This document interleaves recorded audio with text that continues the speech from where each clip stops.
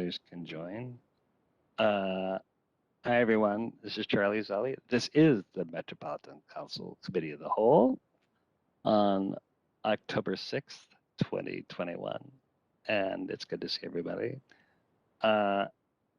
Before I call the meeting to order, as a regular reminder, this electronic meeting is being held under Minnesota Statutes 13D.021. And if there are any people on the public who are listening in, please feel free to email us with any comments or questions at public.info@metc.state.mn.us. We will respond in your comments in a timely manner. So to start with a roll call, Bridget, please go ahead. Councilmember Atlas Ingebrigtsen. Atlas Ingebrigtsen. Chambliss. Here. Cummings. Here. Ferguson. Here. Fredson. Fredson. Gonzalez. Present. Johnson. Johnson. Lee. Lee.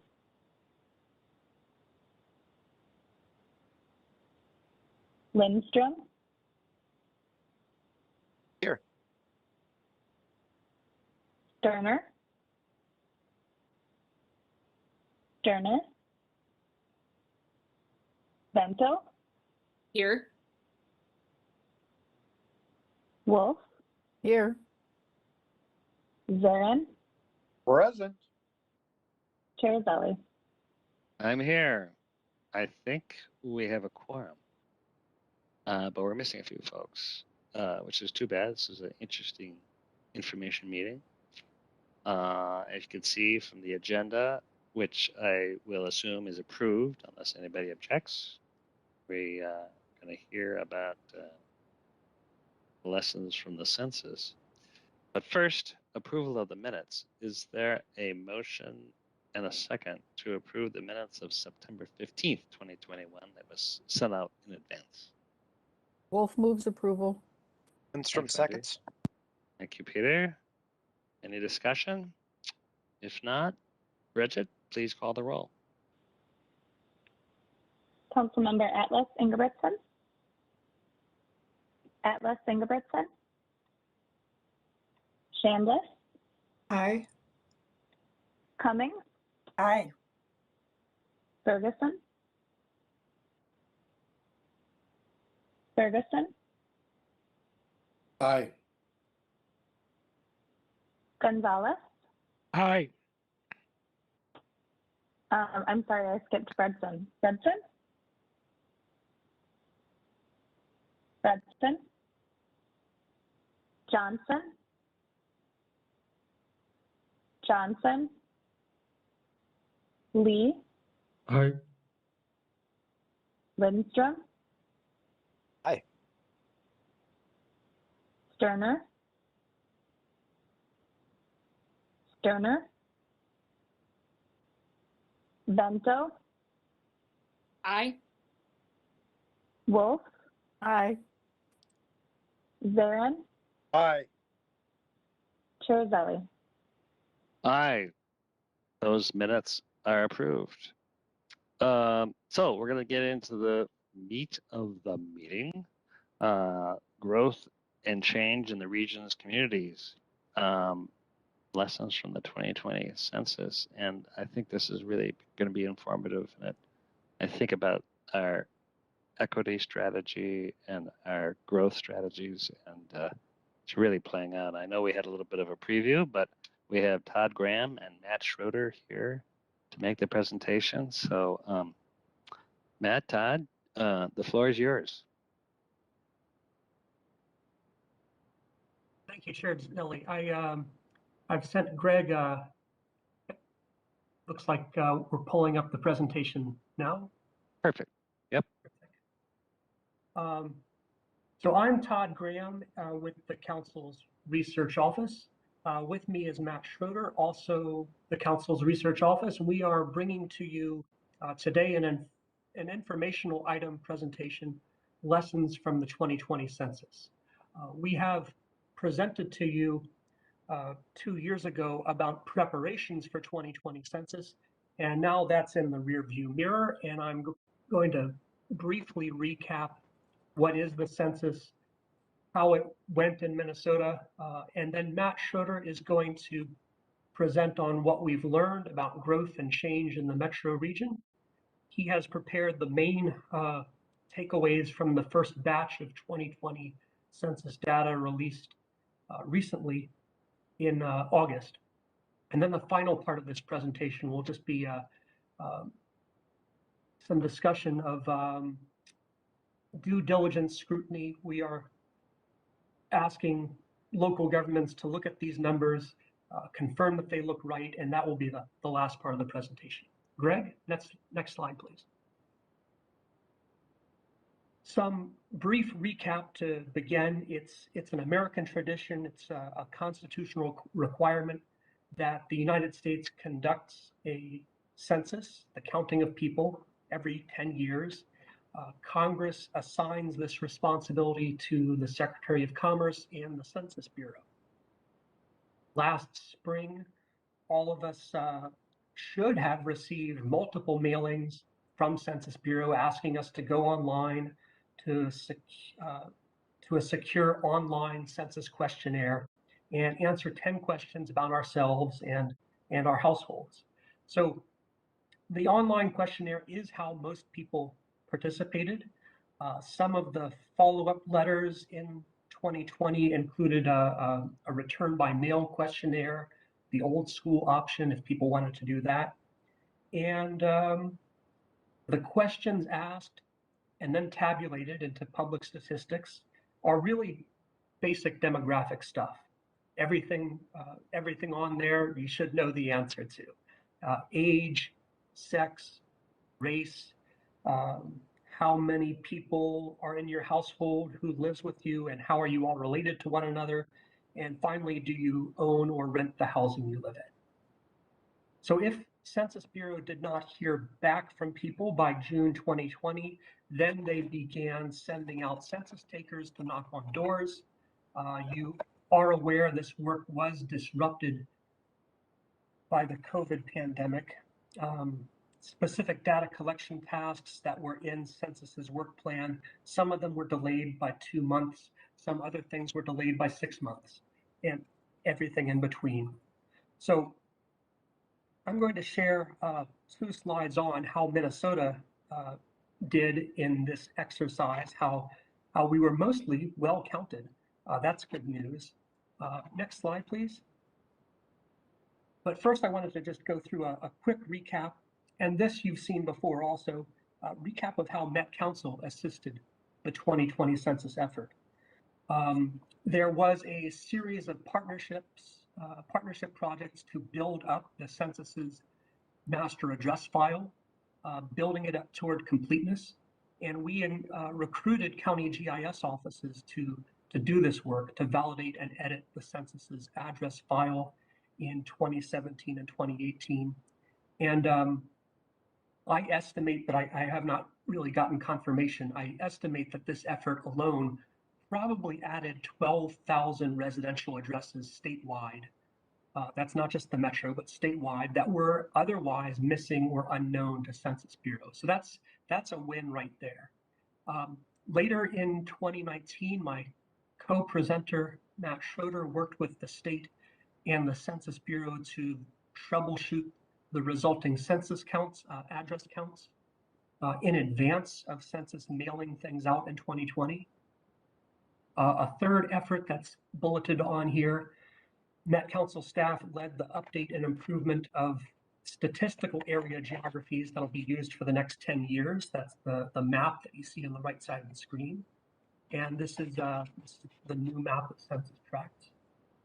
And in still another effort, Met Council staff, along with staff from local governments, convened 8 quarterly meetings that were aimed at coordinating how we work with Census Bureau, how we publicize and promote the 2020 census, and sharing best practices and promotional resources. Met Council Communications, for its part, was one channel for getting the word out, and you would have seen the same message coming from Met Council that you saw coming in City Hall newsletters and public service announcements, encouraging the public to participate. There are a few other things that we had discussed with the Census Office. Our plans to do even more promotion and public engagement in year 2020. Sadly, most of that got mothballed or set aside, became impossible once the pandemic closures began in spring 2020. Next slide. So when state population totals were published in April, Census counted, hold on a second. Yeah, so apart from the pandemic disruptions, though, Minnesota was really incredibly successful in the census participation. So this is, our mission accomplished slide. I already mentioned the work done by local governments to get a complete address list to the Census Bureau. And how do we know how well we did?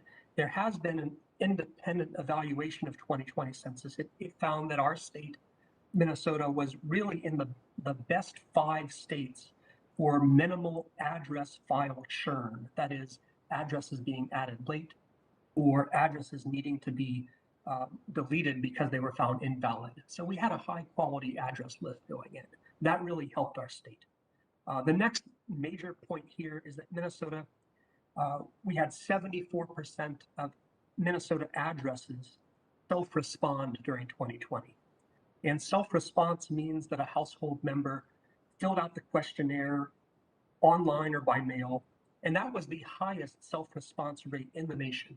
Our metro counties were really nation leading as well.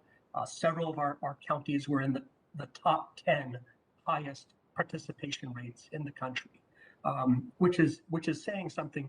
There are 3,000 counties in the nation, and our metro counties really dominated the top 10 list out of those 3,000. So now, why is self-response important? It's important because evaluations of a decennial census always find that the self-response data is higher quality information than information gathered in some other way. I'll get into that on the next slide. So Minnesota's self-response was the highest in the nation. And, when the state population totals were published in April, Census counted 5,706,494 people. I didn't round it off. I gave you the complete number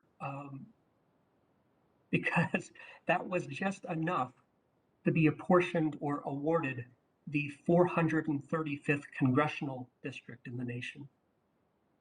Everything I've outlined in this slide got us to that bottom line total of 5,706,494 people. Federal law, you may know this, awards congressional districts based on the population per district. And if Minnesota's population had been any lower, if it had been 3.5 people lower per district, we would not have retained that last congressional district. It was really that incredibly close a finish. Greg, next slide. Okay, in preparing this presentation, our management had questions about what happens when addresses did not self-respond. Census does send out census takers into the field. That happened in June 2020 to knock on doors and find the non-respondents. Reading this chart clockwise, going around, the second best solution after self-response was finding people at home, interviewing them directly. The third best response was proxy completion. That means getting information from a landlord or neighbors.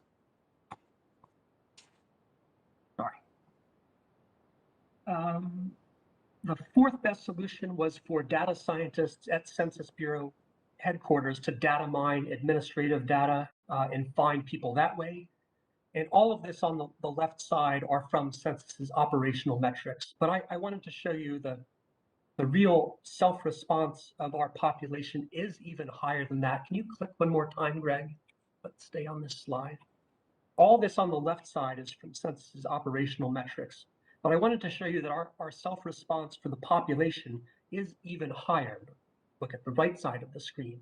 If you set aside the addresses that were vacant or did not exist, our self-response was really 84%. Self-response was, of course, minimal in the places where no one lives. That's you can't really expect a vacant unit to respond. So that's what this pie chart on the right is showing you. Most people did self-respond to the census. Next slide, please. And I'd like to introduce Matt Schroeder, our principal demographer at Met Council, who's going to cover what we've found from all this. Yeah, thanks, Todd. Todd mentioned the questions that the census asked. So I just wanted to set the stage for this by talking about what's available right now and what will be available later. So in this latest batch released in August, this first batch of data from the census, we just got the bare minimum necessary to redraw legislative district boundaries. So total population with the adult children breakdown, and then the race and Hispanic Latino origin, as well as total housing units and households. So later next year, sometime in the second half, hopefully the third quarter, we will also get a detailed age and sex breakdown of the population, whether people rent or own their home, and then find out household structure and household types. But we will not be getting from the census, the complete count census, any data on income and education, disability status, employment, and things like that. Those only come from the American Community Survey, which is a sample of data that's released every year. So just wanted to mention that we're not going to be able to get everything until later in the coming years, unfortunately. But we do have, what I think are of the most interest to the most people, which are the total population and and race and Hispanic or Latino origin. And so those are what I'm going to be focused on today, the change in the population as well as the change in the population by race and Hispanic or Latino origin. Next slide, please. So I'll start by looking at our region in national context.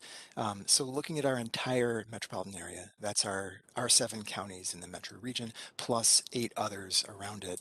The metro's population grew by about 11% between 2010 and 2020, which is faster than the US as a whole, which is about 7%, but still just in the middle of the pack among those other most populous metropolitan areas.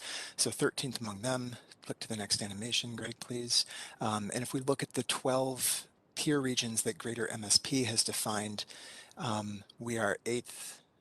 Greg, if you'd click to the next animation, and then once more. But then when we look at a different comparison set, large Midwestern metropolitan areas, we rank 3rd, so a bit higher. So it really depends on what comparison set you're looking at. But I guess the overall message that I want to send is that is not that middle of the pack population growth is necessarily a bad thing. We probably want to be growing faster than St. Louis at 1% to keep our region vibrant, keep our economy humming, and attract and retain new talent. At the same time, if we had the 25% population growth of Orlando, we would probably struggle with the effects of that in the land consumption and so on. So not necessarily a bad thing to be in the middle of the pack here. Next slide, please. So coming down from that 15 county metropolitan area to our 7 county region of the Twin Cities, we have of that, the total US population and the state population that Todd mentioned, about 3.16 million residents. So that is a bit more than half of Minnesota's total population, similar to past censuses, but we've also gained more than 313,000 people since 2010, which is nearly 4/5 of the state's total population growth. Next slide, please. We can also look at where that population growth is going. And here we see that most cities and townships, more than 80% of them, follow that regional trend and experience that net population gain. And as you can see in this map, where darker shades of green indicate higher population growth rates, and then shades of deeper brown indicate higher population loss rates. Those that did lose population, the brown areas, are mostly rural townships, with a few exceptions. Next slide, please. To make this a bit simpler to talk about and to put some kind of structure around it, we can group these cities and townships by the community designations from Thrive MSP 2040. So comparing the past decade's growth to the previous 4 decades, what really leaps out is how balanced that growth has been across the different kinds of communities. So, for example, our urban center communities, Minneapolis, St. Paul, the inner ring suburbs, lost more than 100,000 people between 1970 and 1980. So then in the 1970s, regional growth was driven largely by what we now know as suburban and suburban edge communities.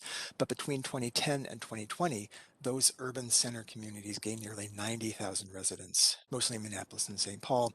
But I do want to mention that St. Paul in particular is just shy of its highest population ever as recorded in a decennial census.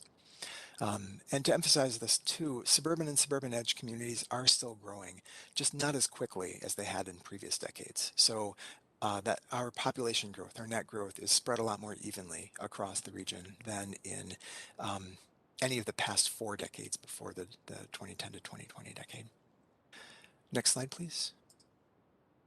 So those aggregate patterns are informative, but they're also abstract. They're kind of like a bird's eye view of the region, a bird's eye view of communities from the perspective of the whole region.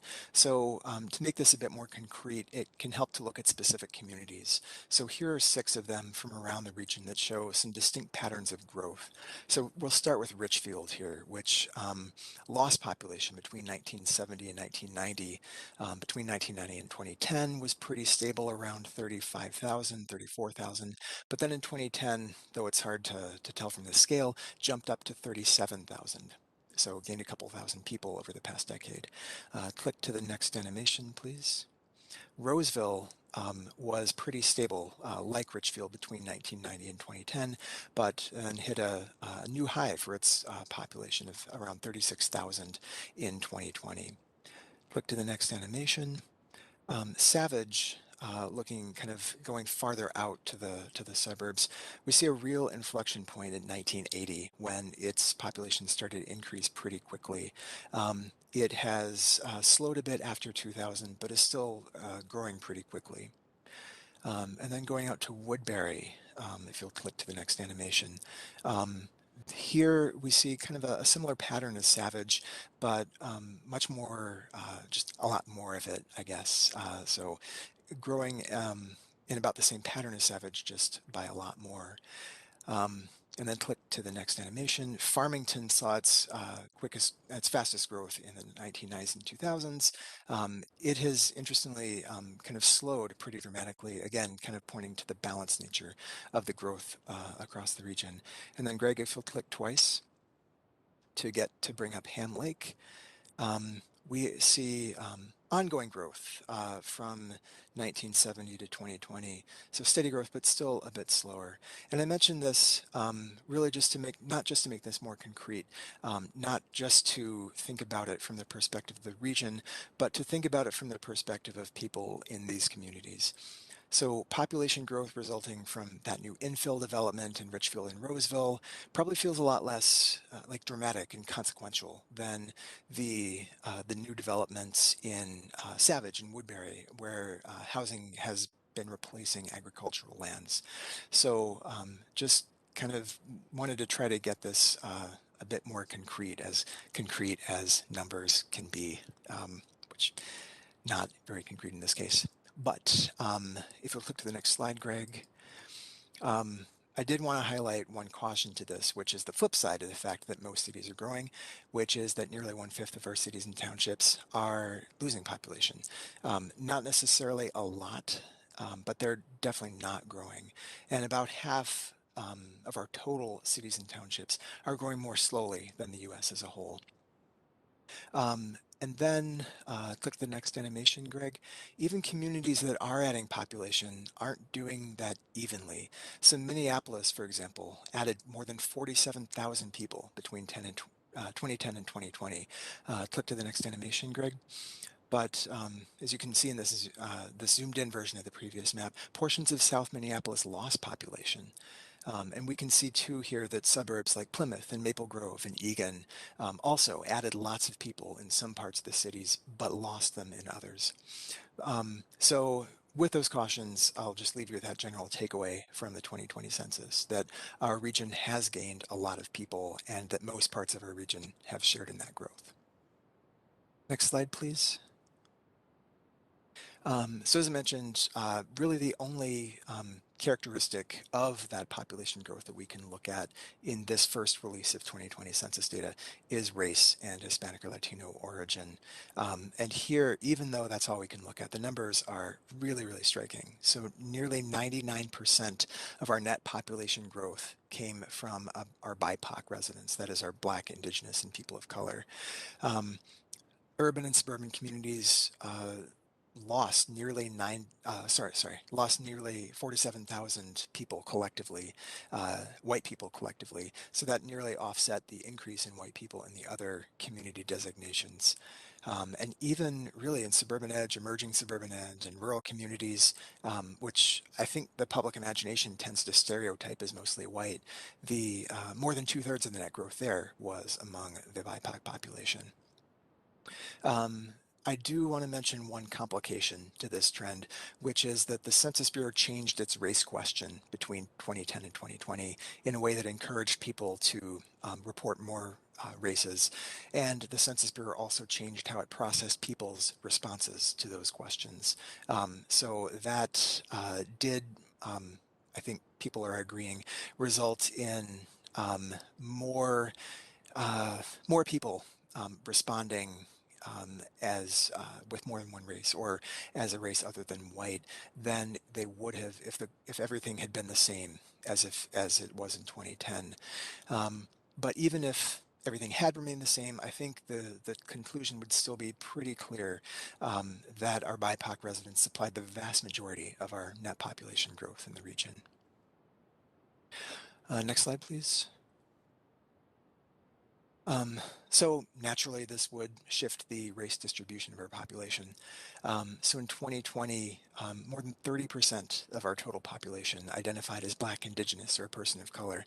And that's up from 24% in 2010 and just 9% in 1990.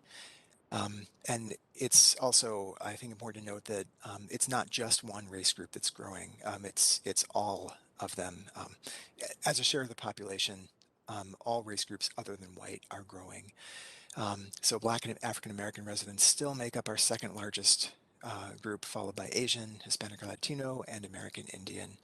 And I do want to acknowledge that there are lots of different ways to describe these groups, and that these are just the major, very, very broad-brushed racial and ethnic groups that do not and cannot get at the full complexity of racial identity and the ways people think about themselves. But this is what this is the federal government's classification, and so I've stuck with that here, acknowledging that they are pretty unsatisfactory in a lot of ways. Next slide, please. Here we can see that this is probably going to continue. So comparing the population, the adult population on the left, age 18 or more, with the child population under 18. In that population under age 18, nearly half, about 46%, identify as Black, Indigenous, or a person of color. And as with the total population, that group is pretty diverse itself. So 15% of the total population identifies as Black, 10% is Asian, 11% is Hispanic or Latino. But then because the 2020 census kind of accentuated this in particular, it is worth looking at that 9% of the population that identifies with some other race or more than one race, especially. So rather than lumping them into this single category, to look at how people are identifying. So on the next slide, we can look at everyone who identifies with a race group, whether or not they identify with another race group or Hispanic or Latino, and looking at everyone who identifies as Black or African American, for example, we find that 1/8 of the population identifies that way, compared with just 10% if we are looking only at the people who identify as Black alone. And then, in particular, the share of our population identifying as quote unquote American Indian or Alaska Native, according to the federal government, is a lot higher than what we see when we're looking at only at people who identify with a single race. So among those 2.3% of our population that identifies as American Indian or Alaska Native, 2/3 of those identify with another race as well. And those are the people that we're missing when we are using only those single race categories like we did in the previous slide and in most other analyses that we and most other organizations carry out. It's true that many of these are probably not enrolled tribal members and not what people who are tribal and enrolled tribal members would think of as American Indian or Alaska Native. A lot of people may add this race to their questionnaire only because they've heard of some distant ancestor who supposedly had American Indian ancestry. But this is a pretty consistent trend over the years, that the majority of people who identify as American Indian or Alaska Native do so in conjunction with another race as well. Next slide, please. So again, these are just region-wide dynamics. It helps to look at specific communities. So Richfield, I think it's really interesting to note how diversity really increased fastest here, but then has kind of grown more slowly, certainly since 2010. If you'll click to the next animation, Greg, for Roseville, and then 2 more times to bring up Savage and Woodbury. Fairly similar trends. If you'll click twice more, Greg, to you should see Savage and Woodbury. Yeah, thanks. So pretty similar trends, but among the 3 of these, but kind of steady growth. They were slower to increase in diversity than Richfield, clearly, but since 2000 have grown pretty steadily, such that they've reduced the gap with Richfield by several percentage points since 2010.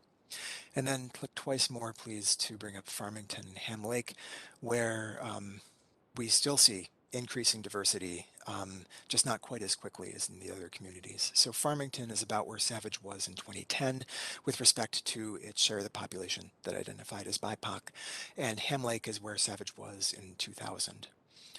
So again, different kinds of patterns of diversity growth that are experienced differently, but it is still happening across the region. Next slide, please, which this map where deeper shades of green indicate a larger increase in the percent BIPOC population, and then darker shades of brown indicate larger declines in the share of the population that identifies as BIPOC. Most of the communities in the region are outlined in green, so yeah, almost all communities in the region have higher shares of BIPOC residents than they did in 2010. So this really, really is a region-wide pattern. Click to the next slide, please, Greg.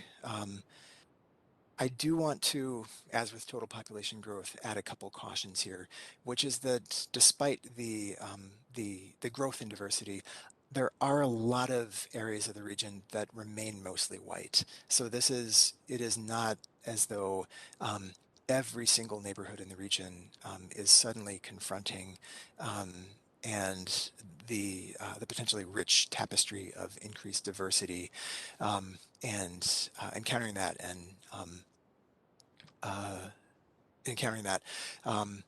But so despite the increased diversity, there are a lot of areas that remain mostly white. Next slide, please. We can also see that despite, again, that region-wide trend, when we zoom in to look at specific census tracts, the BIPOC population share is actually declining in certain places. So in Minneapolis, in near north, northeast, Powder Horn community areas, and then in St. Paul in the Hamlin Midway and Frogtown areas. Which is a pattern I think worth paying attention to because of its relevance to the debates over gentrification and displacement.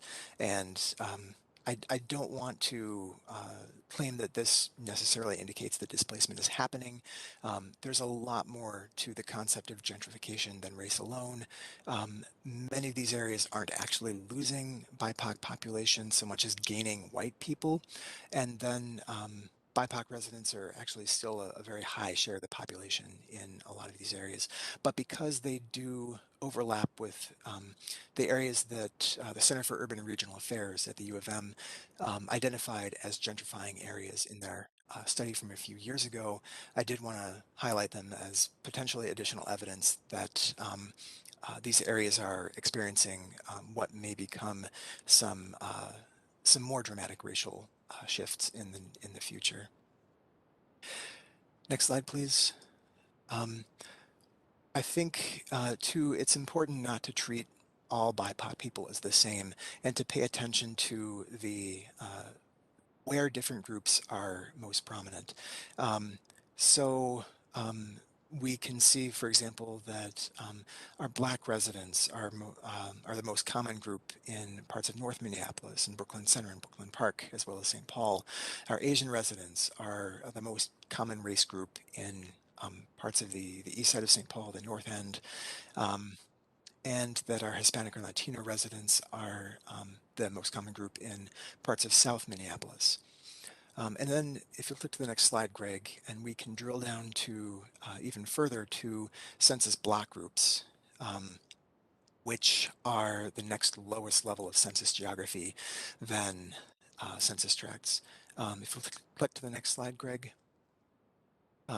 So here, this reveals some even more diversity than we saw in the previous one. Again, most areas do remain mostly white, those light blue shades.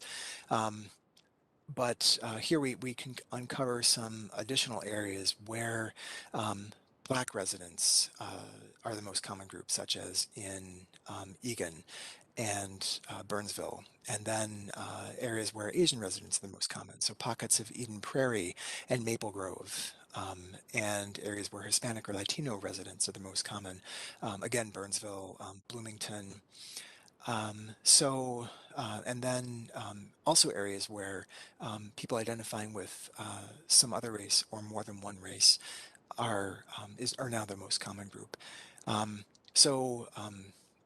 Yeah, when we drill down to those finer grained areas, we can see a lot more nuance in the population. I do want to emphasize that because the Census Bureau, because the 2020 census asked only about identity and not about where people were born, and because they've not released any additional data about what people entered, such as Somali or Hmong. We can't get down beneath those major categories, but still, I think instructive to look at even at these major groups. And then this is a pretty dramatic trend from 2020. Greg, I don't know if this is possible, but if you could kind of flip back and forth between this slide and the next slide, you can see the change in block groups between 1990 and 2020. Yeah, thanks. So in 1990, pretty few block groups that had a race group that was that was not white, and none outside of Minneapolis and St. Paul, with the exception of a block group down in Scott County. But it is really interesting to see that kind of change over 30 years. And if you click to the next slide, Greg. Yeah, bringing census data to the region. That Most of the maps that you've seen have been from one of our key products in the 2020 census, an interactive map and visualization of the region and its population that let people look from 1990 through 2010 to 2020 at how the population has changed at various geographic levels for various characteristics. And I think what's important here is that all of these geographies excuse me, are standardized to 2020 so that even though the specific boundaries of cities and townships, and especially census tracts and block groups, have changed over time, you can still look at the exact same area over time to see how it has changed, which is especially important in a city like, I guess Hopkins comes to mind, which had 3 census tracts in 2010 and now has 5 census tracts. This would allow people to look at the 5 census tracts in Hopkins back to 1990. So what are now the 5 census tracts? Hoping that this allows people to get a better picture of the nuance in their communities. We also put out a digital report to accompany this. And we've also, as we usually do with new Census Bureau data releases, posted this on our download data interface and our community profiles. Links are in this PowerPoint slide, so as people are able to access the PDF of these, they should be able to click on the links.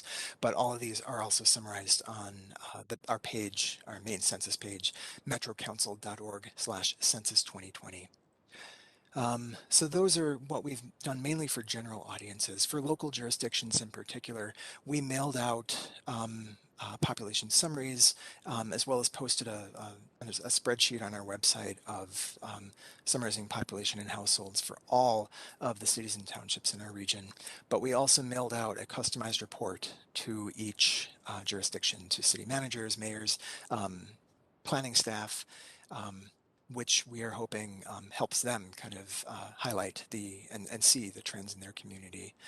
And then for more advanced users, people who work primarily with GIS or with lots of numbers, we provided downloadable files that people can incorporate into GIS software. And then you can, it's possible as well to download all the data that fuels those interactive maps and be able to look at that all at one time too.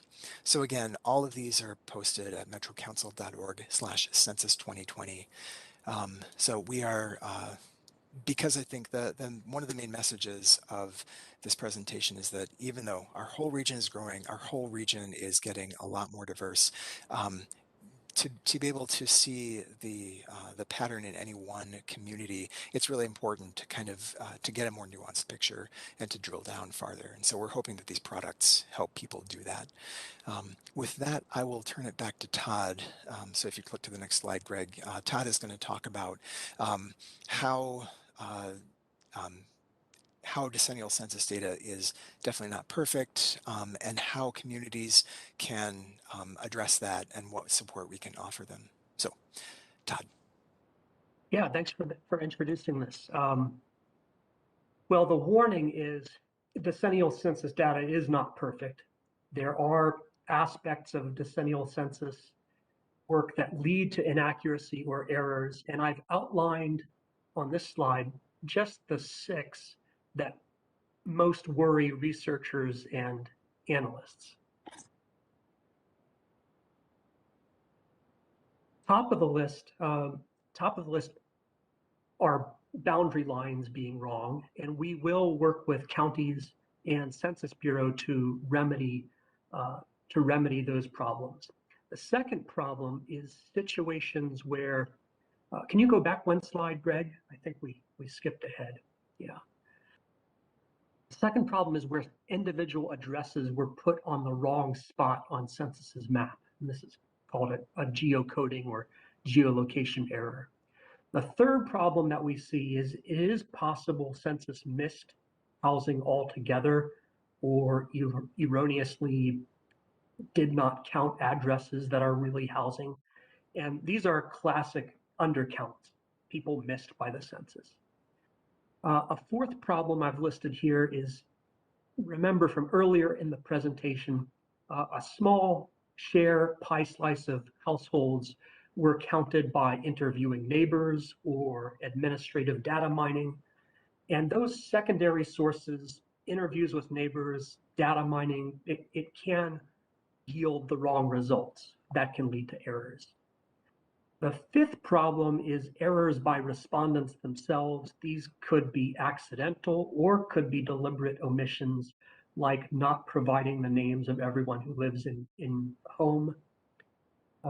By the way, Census Bureau does know that D and E problems on here have different incidents across different demographic groups. They know that, but Census replies that its own responsibility to cure those count disparities ends with the data that they have and the data that they can collect from residents and neighbors. And after 6 visits to an address, they really have to call it quits. Final problem I've listed on here, Census Bureau itself has completely rebuilt its disclosure avoidance processing in 2020. And I'll tell you what this is. After all the raw data has been validated, cleaned up, deduplicated, they've got a massive confidential database with the records of 331 million people. They take that massive data set and they feed it through a process, a post process that adds or subtracts small random numbers. And the adds and subtracts could affect any cells in the public version tables. Now they do this, adding or subtracting small random numbers. It's also called noise infusion. They do this to frustrate any outside data science geniuses who would try to reverse engineer or Sudoku solve the individual characteristics of me and you and our neighbors and everyone in the United States. So for Matt and I and our colleagues who are outside data science geniuses, that's the bad news for us. Not because we were going to do anything nefarious with the population counts, but because it adds some annoying uncertainty to Census's data. If you think back about, I think maybe 4 slides ago, you don't have to look just yet. There's a difference in the spatial location of where American Indians used to live on Shakopee, Minnewacat, and Sioux tribal land, and where Census shows them showing up now. And we think that little difference is due to this data distortion that's been entered. So I said a minute ago, I've ordered these issues roughly by ease or difficulty, or can they be solved? Next slide, please. And in fact, Census Bureau has a process, the very last operation of 2020 census, to consider errata corrections for the first 3 types of issues, and only the first 3 types of issues. Census Bureau calls this the count question resolution process. It is, I would encourage people to think of it as a due diligence and an accountability operation. Congress actually requires this phase of 2020 census. Congress wanted to give state and local and tribal governments an opportunity to challenge counts that were released just last month. So what the thing is, if state, local, or tribal governments can identify and substantiate problems with the counts in their jurisdictions, Census can consider those problems. But now we get to the catch, the tricky aspect of this. Census Bureau itself writes the rules for this process and acts as the judge and jury, and Census does set up some pretty high hurdles for issuing errata corrections. We expect they will only issue very limited corrections, and to get to that point, the problems that governments bring to Census need to be in scope. That means problems fit neatly into error types A, B, and C at the top of the screen. Moreover, Census will only issue the corrections if they found that Census itself made the errors. Like hypothetically, this is hypothetically, I'm not saying that this is a real case. Hypothetically, if they didn't get around to an apartment building, even though one of our county governments provided them the address 2 or 3 years ago, that would be an error on their part. On the other hand, if Census finds that that missing apartment building we're complaining about was not an address that it ever had, so it never was in a census database, then they would call that not their error, and they would not issue a remedy. Next slide, please. So it is a high hurdle.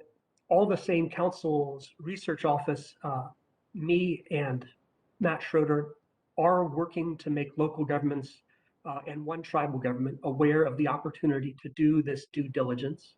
And we are encouraging them to at least take a look, evaluate the housing counts and group quarters counts with an eye toward problem identification. And if problem spots jump out, if we can identify those, we want to work with local governments to pursue the remedies. Matt and I will be offering training and technical assistance as soon as this winter. The training and assistance will concern how to substantiate the problems with evidence that the census would consider.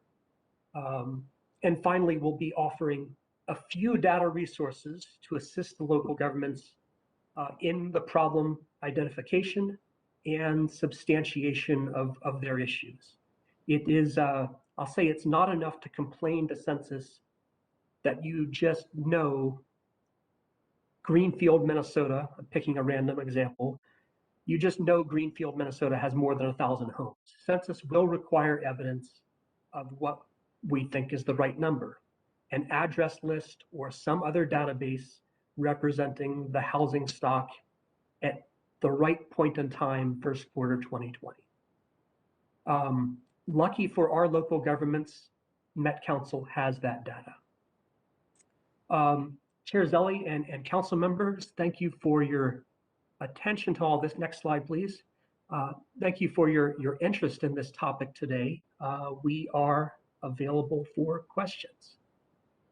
Thank you, Todd, and thank you, Matt. And there's just a lot of data to absorb and trends to consider. And I appreciate we have data scientist geniuses, is that the term, on our side here.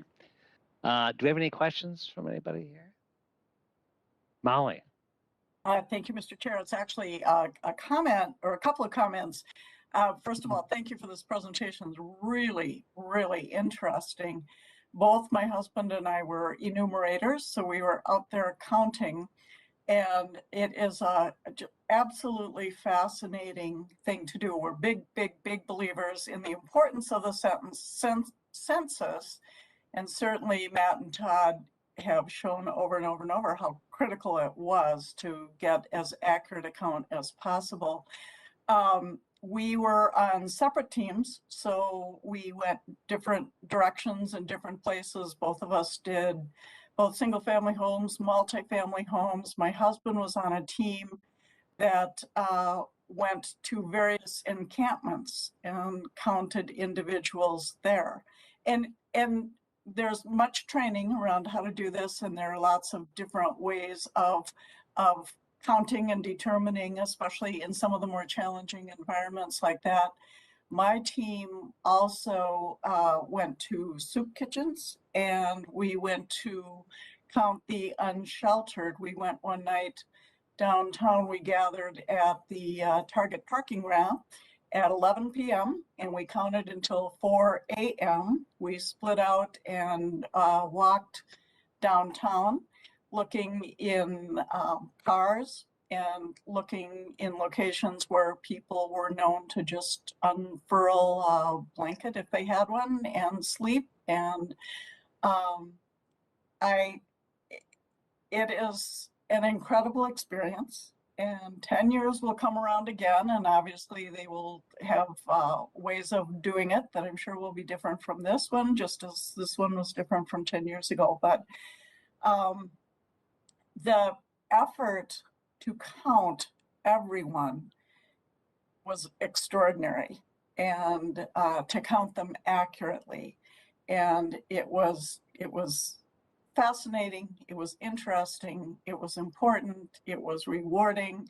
And if anyone has the opportunity to participate in 10 years, I would strongly urge you to do it, because it is a unique opportunity. But then now, seeing what you two presented, Matt and Todd, this is fabulous for to see it summarized in this way. So thank you for that. It was really, really interesting. Thank you. Molly, what a great story, and thank you for sharing your experiences. And honestly, when you consider Minnesota's great participation rates, it's because of people like you and everyone else who are really determined to get every count. Thank you. Peter, go ahead.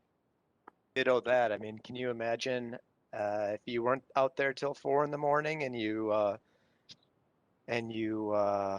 called it quits at 3:30, and knowing that we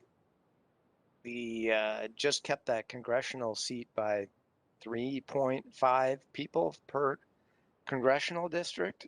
I mean, that's one of if not the most amazing stats that I've heard in the last hour here. My question, I'm just looking for your thoughts about higher education institutions. I have 2 cities in my district that saw pretty dramatic declines in population. Arden Hills, 27% decline, something like that. Falcon Heights as well, 18% decline, because we have a relatively high number of dorms. And part of that can be attributed to the pandemic, I'm sure, with college students being scattered all around. Part of that to changing enrollment numbers, or people not living in dorms, living outside of dormitories. But I'm just curious to know about your thoughts for a city like Falcon Heights. I'm not sure what the final number ended up being, but it's around 5,000, which is a cutoff for some state road aid. So it's critically important. But yeah, any thoughts on kind of this perfect storm as it has been described of the pandemic and dormitories, higher education institutions? Thanks.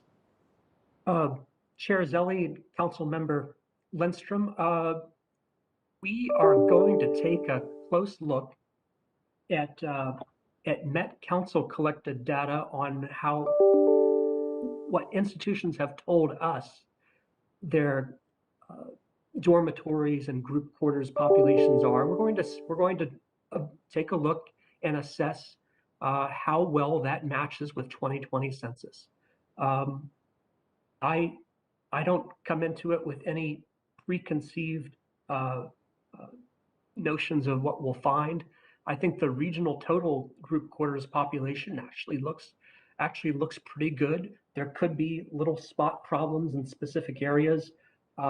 We want to work with local governments to appeal any shortfalls that we find in the group quarters population.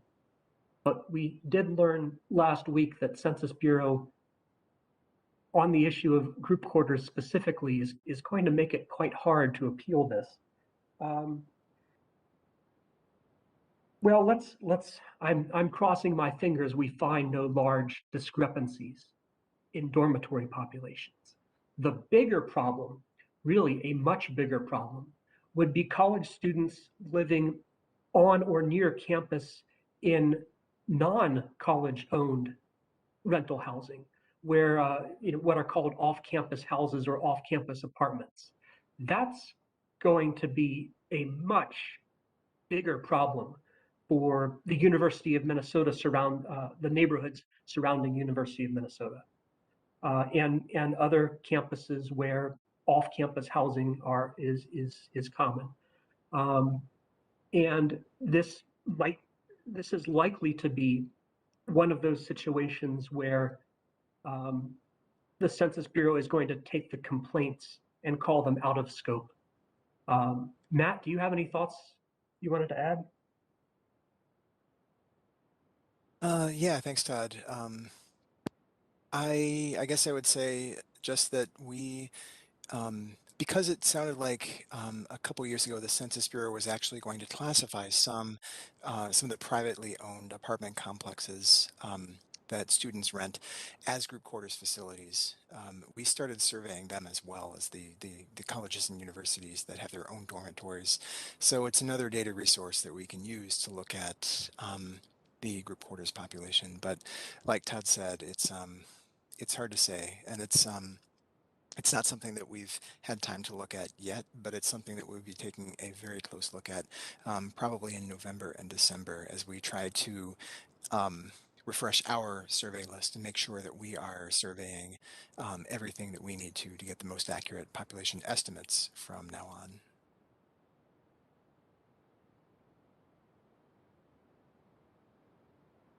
Any other questions? Sue, go ahead. Thank you, Mr. Chair. This isn't a census-related question, but I'm curious, Todd and Matt, as to what you and your colleagues are hearing about drought and other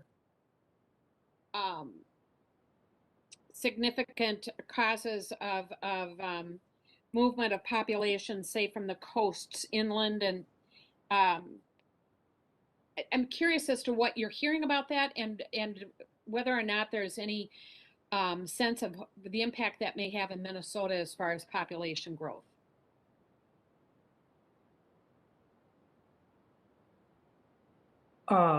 Chair Zelli, Councilmember Vento, this is one of the things that was asked, I think, at the July Committee of the Whole meeting about our forecasts for the next 30 years. And at that point, my answer was that there has been some, let's call it forecast modeling of how people choose to move around the country, and the best modeling of scenarios of not drought but sea level rise, and sea level rise that would be affecting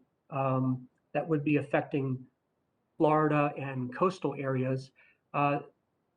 Those research papers and journal articles are forecasting that people, even when they are refugees of natural disaster or Florida disappearing, they don't want to move more than a couple hundred miles.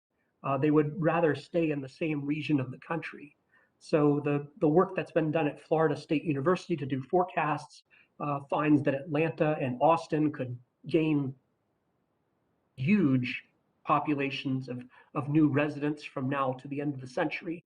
But the Twin Cities probably only picks up a small fraction, less than 0.2% of all those climate refugees from sea level rise.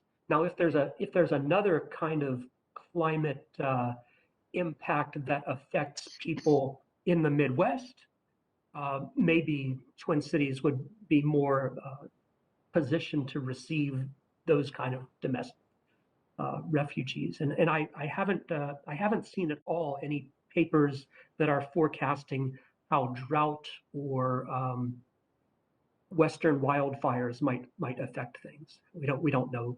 There hasn't been enough study of it yet. Thank you very much. I'll probably keep asking that question.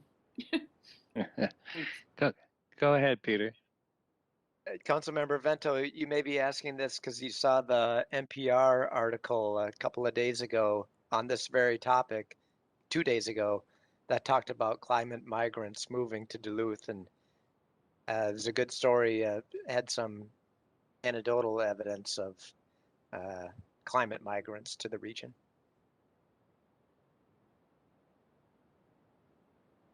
It's encouraging.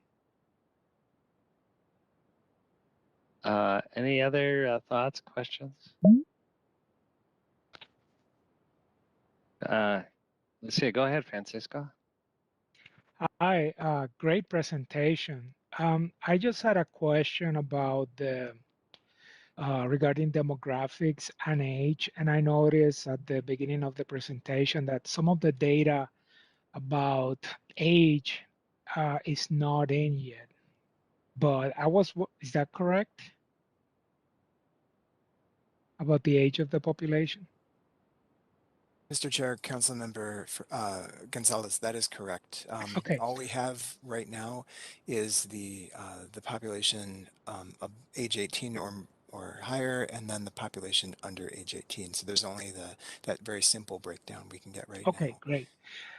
Um, I'm I'm just wondering about when the age data comes in, if you're gonna revise or um, go more detail into the race and ethnic demographics, because my understanding is that right now a large chunk of the school age students in Minnesota are students of color, way out of proportion of the numbers for general population. So if you focus only on school age children, I can't, I don't recall the number, but it's at least 25%. It will be even more than that, which is more again than the total population. So that kind of disaggregated and more specific data makes sense. And on the flip side of that is that the population over 65 then tends to be white, again, disproportionately to the overall population of the state. So I just want to make sure that we drill down on those numbers because they are important, because different populations at different ages will need different services and yeah. So I was just making sure that that is part of future reports once that data is available. But thank you.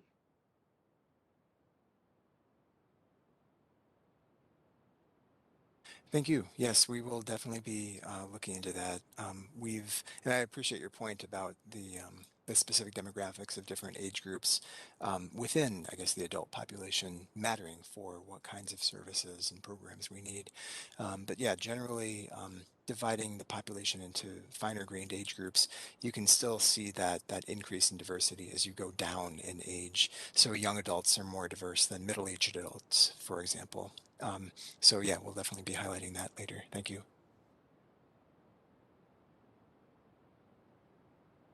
Really interesting. Any other questions, thoughts? Well, Todd, Matt, I really want to thank you for you come back every so often with some great material and presentations.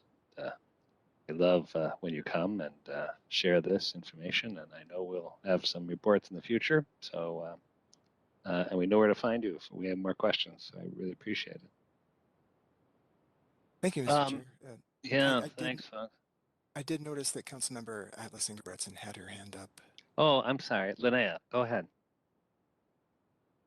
Thanks, Chair. I just wanted to say thanks for this presentation. This is one of the, having the wonderful resource of the research team is one of the real bright spots in being on the council. And I wondered about if you had known if anyone has started looking at national trend or state trend in population projection based off of the census, if that's been updated at all. Thank you.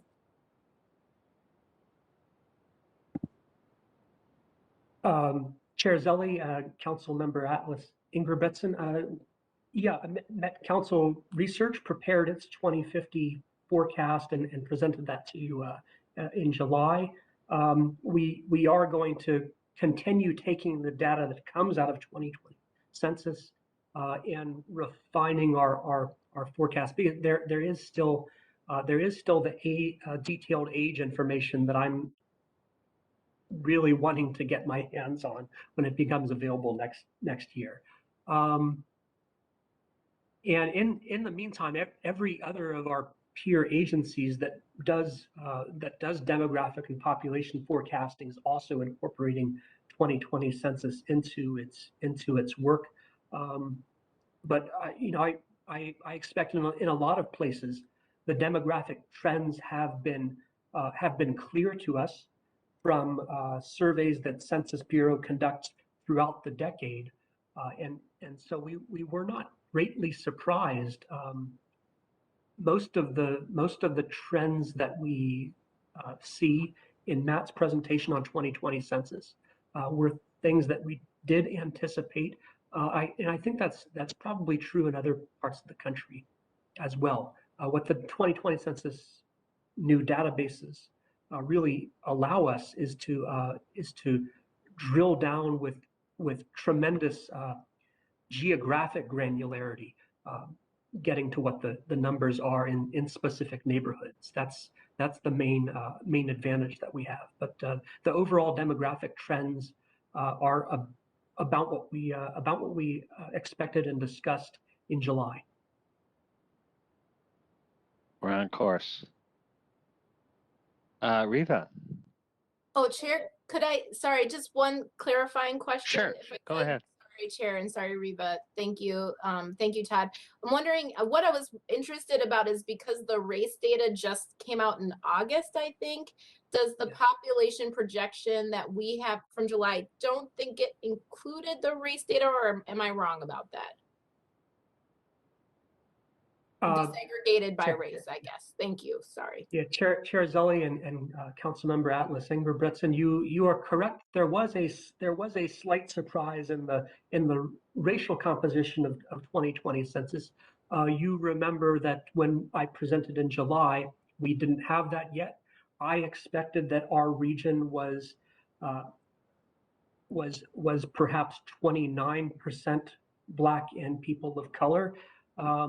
When we received the 2020 census data, the number we obtained there is 31% Black and people of color.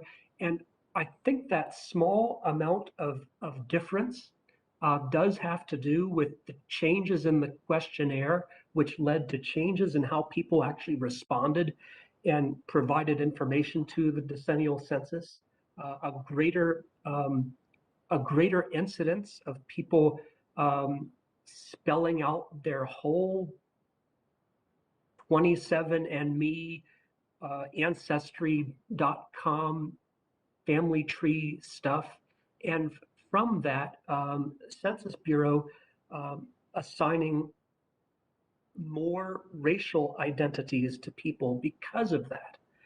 So that was a difference in questionnaire. You could call this an instrument effect, a survey effect.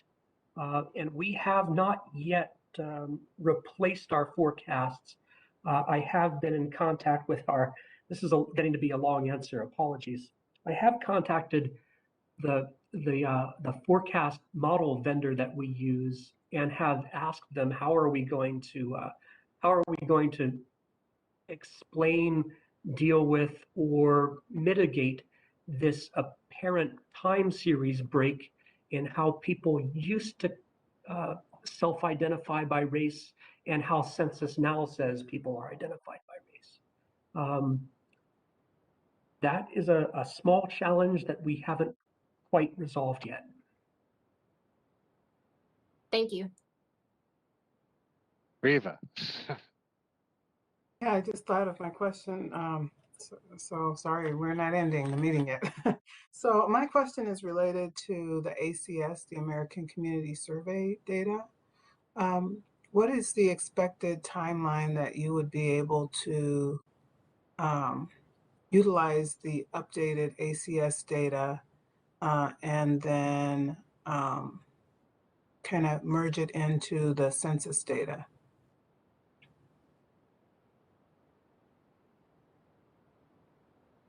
Is my question clear? Yes, Mr. Chair, Councilmember Chambliss. We do and have in the past provided new American Community Survey data every year as part of our what we do as a state data center affiliate of the Census Bureau. This year, the Census Bureau has announced that they are not going to release any ACS data covering 2020 by itself, so the one-year data. That we have typically used only to compare ourselves to other metropolitan areas. We do use it in our dashboard, our online dashboard, looking at inequities and how they vary across inequities with respect to race and ethnicity, income, and so on, and how they vary across metro areas. This year, there will be only what the Census Bureau is calling experimental estimates. Because of data collection difficulties due to the pandemic, they were basically not able to collect enough cases to feel good about the numbers that they would be putting out. They have said that they do plan still to release the data covering the 2016 to 2020 period. That is the more familiar data that supplies our community profiles. That is available down to small areas like every city and township, census tracts, and so on. In contrast, the one-year ACS data has been available in the past only for areas with at least 65,000 people. So the American Community Survey data that we get in December will be pretty much as in past years. As far as integrating that with the census, I guess I would say that they're useful for different purposes. The census is, as Todd mentioned, a complete count of the population and provides the best available picture of the characteristics that are on it. But the ACS does provide that additional detail. What we tend to do, because these changes to the questionnaire, I don't think have yet been implemented in the American Community Survey, but we do plan to just continue to compare them, and as they make their way into our own products and population estimates, to try to reduce the differences and make sure that the data we're putting out reflect both of those data sources as best we can. Okay, thank you. Judy, were you, no? Okay. Anyone else? So I'm thinking of one more question here. All right. And that 1-year data, you said that's updated every year, the ACS data? And then do we update our data yearly for the community profiles? Mr. Chair, Councilmember Chambliss, yes, that's correct. We do that really only with the 5-year data, though. That's what supplies the data for our community profiles, our download data interface, and that will be coming out, as far as we know, as it does every year. So we don't anticipate any major changes to the annual data cycle with that one. Okay, thank you. All right, Matt, Todd, thank you so much. A great presentation, and council members, great questions and comments. I think this shows we're actually really thinking about it and how it's used. And speaking of which, one of the great questioners we have here is Linnea, and it is not lost on any of us that this meeting is Linnea's last time as a council member, and so I just want to honor you, that smiling face, and I have to say, just to say a couple of just short things, that when I am new, and we've all been together nearly 3 years, except for me, it's been 2 years, and I came in and not really knowing everybody and sitting at that big podium where actually we're in person for a month until we went virtual for myself. But I have that wonderful smiling face who is so forgiving when I'm trying to learn to say Councilmember Atlas Ingebrigtsen, which I now have perfected, I hope. And and I will use again because our paths are going to continue to cross. But Linnea, you have been such an incredibly strong voice in this council. You have been the one, not just with the hard questions, but the ones with the great thoughts, keeping kind of almost holding us all accountable and the council towards some really important goals that we all agree with. And I have to say, you played an incredibly important role in this council. I think you're appreciated by all of us, and we're going to miss you, and know that we want to keep you engaged in these advisory committees, whatever it is. We understand what time commitments it is, and so we appreciate your conundrum. I know you appreciate being a council member, but just know you're deeply loved and appreciated by all of us, and I just wanted to acknowledge that. If we were in person, we would have cake, but we'll just have to get our own cake and honor you, and not let you just drift off without a chance to say thanks. Thank you, Chair. And I know you sent a little note saying if I had something I'd like to share, I could. And so if that's okay, because you won't be hearing me at council members going forward. So I got to get it all in tonight. So I just want to, just a disclaimer, you're going to hear the word grateful a lot. And so I know you're not supposed to use, like when I was writing out thoughts, Grammarly was telling me, use a different word. And I was like, nope, I'm just going to own it because that's the word that I have. So you will hear it multiple times. My choice to step down is for personal and professional reasons. I'm going to share a little bit today with you, but just want you to know that I'm deeply grateful for the work of all of you, my colleagues, our constituents. They do so much. Volunteers on our advisory and other governance bodies, and the staff of the council.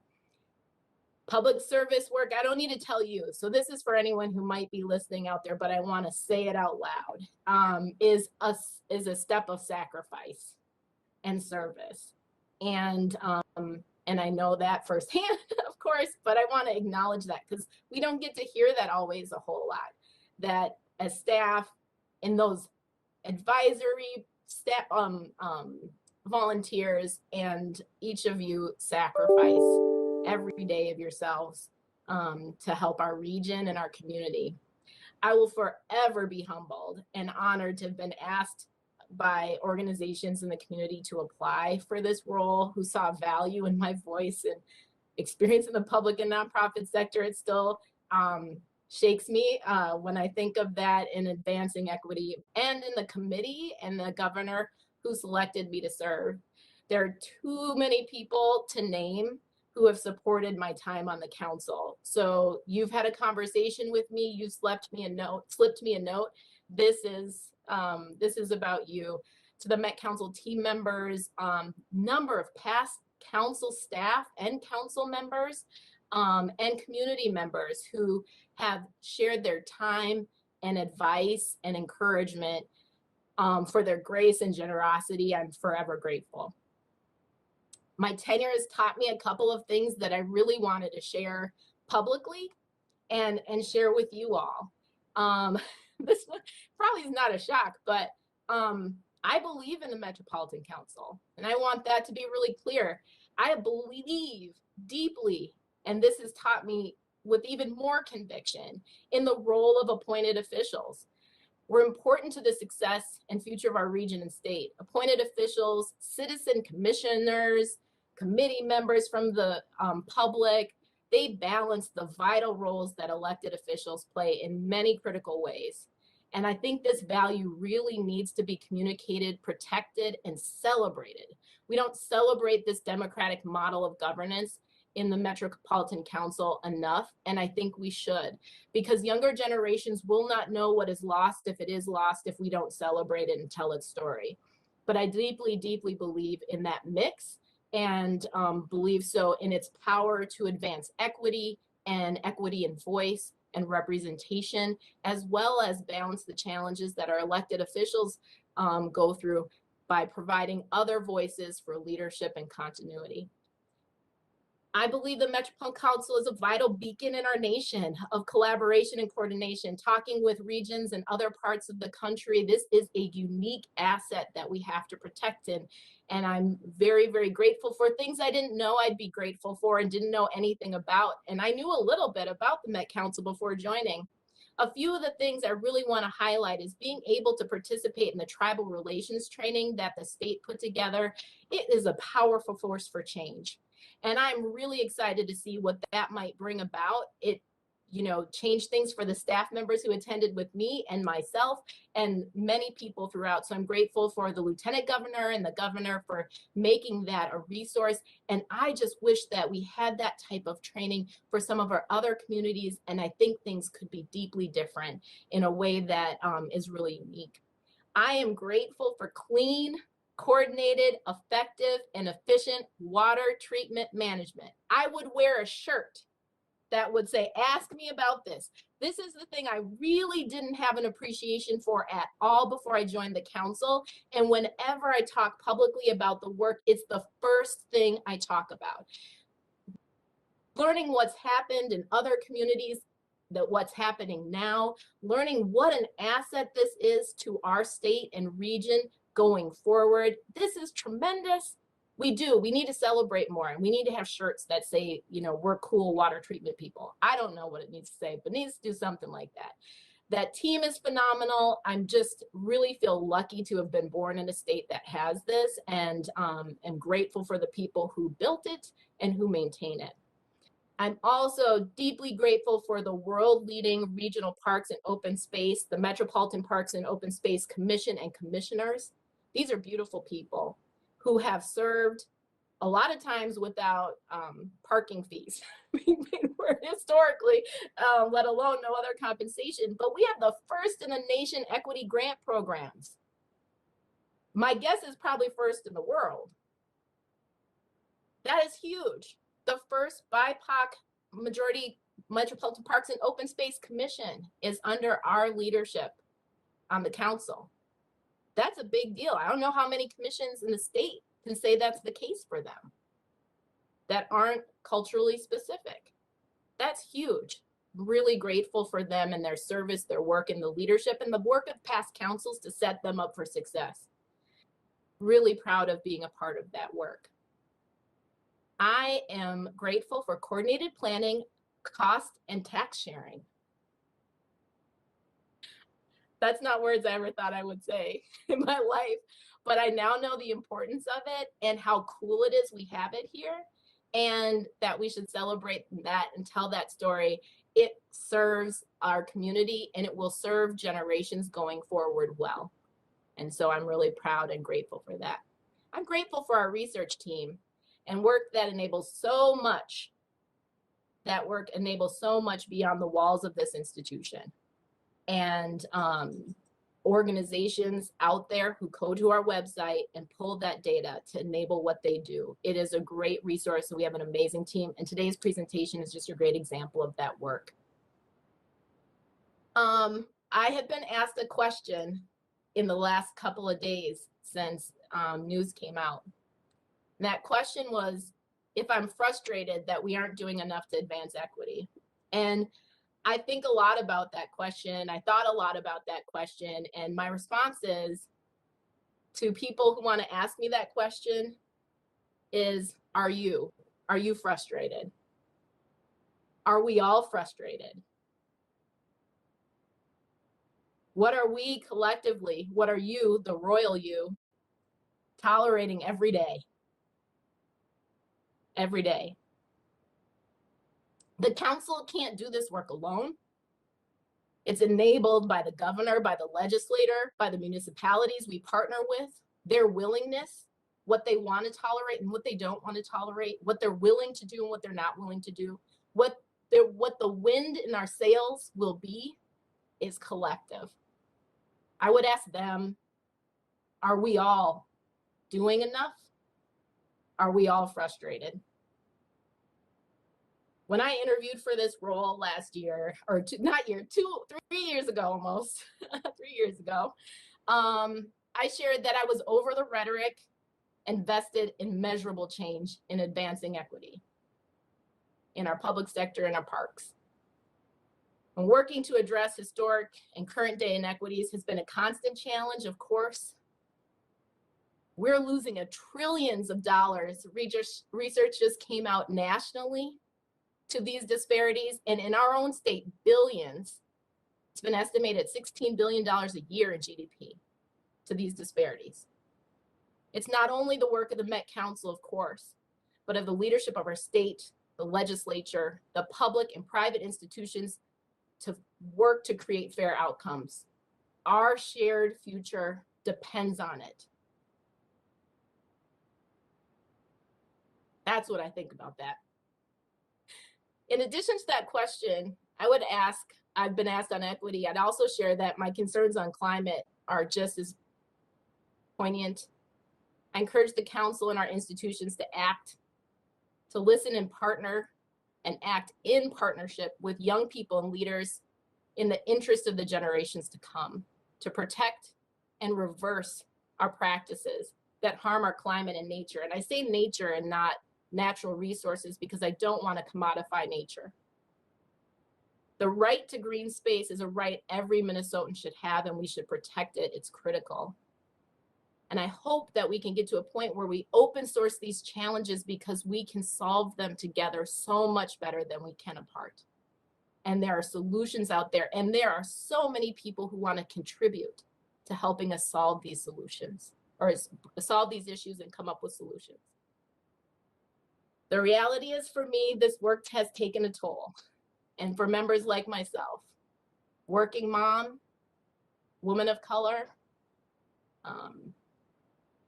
the worsening disparities have been heartbreaking over the last year in the pandemic and the racial reckoning. And for me, it's become a cost that's just too much. And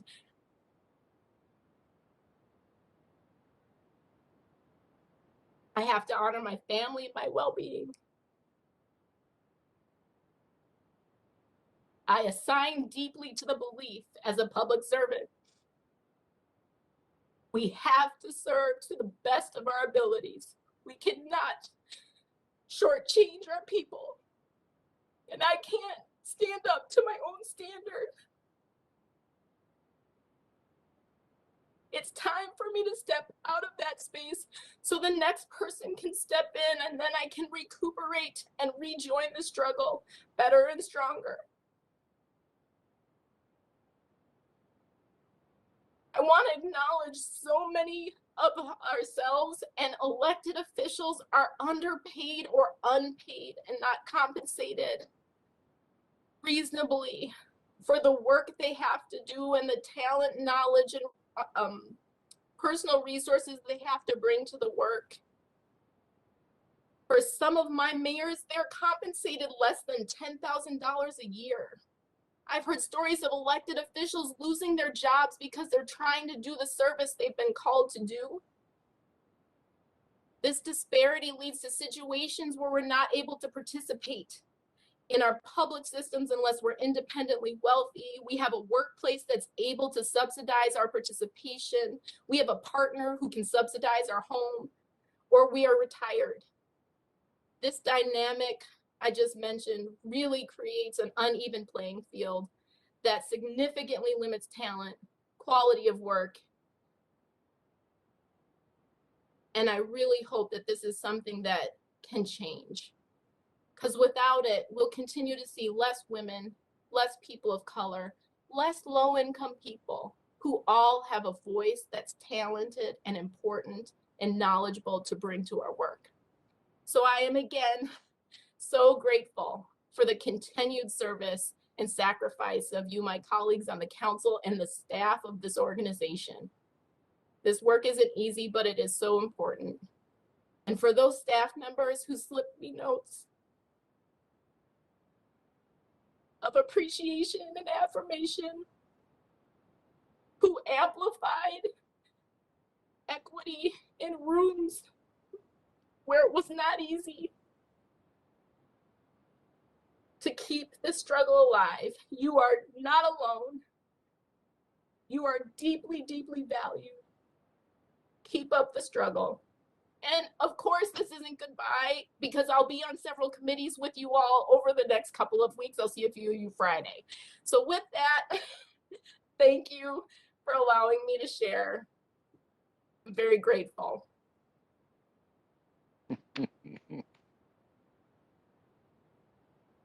Thank you. And this isn't goodbye. Thank you, Linnea. Very heartfelt and inspiring. Does anybody else have anything, Mary?